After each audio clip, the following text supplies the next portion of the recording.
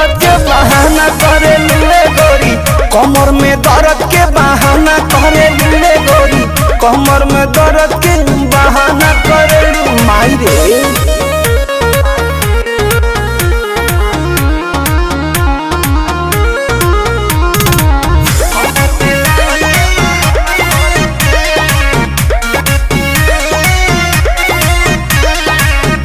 दुपहरिया में धरिया कवरिया में भागेलू कूद के ना आवेलू पजरिया में, भागेलू कूद के ना आवेलू पजरिया में।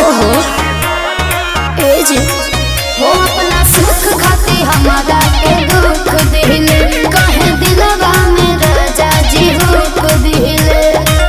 आज के नहीं खेतुरो जाना करलू, आज के नहीं खेतुरो जाना करलू, मांगिले मांगिले मांगिले जब जब माना करलू, कमर में दर्द के बहाना करलू रे गोरी, कमर में दर्द के बहाना करलू रे गोरी, कमर में दर्द के बहाना करलू। कैसे कहे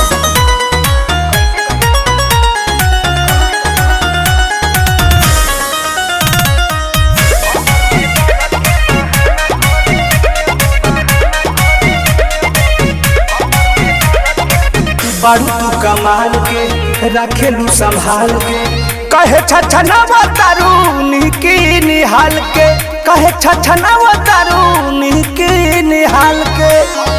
आहे हो कि हमसे धोखे बना के तनी दूरी ये पिया, अपना में हर एक बुझे मजबूरी ये पिया।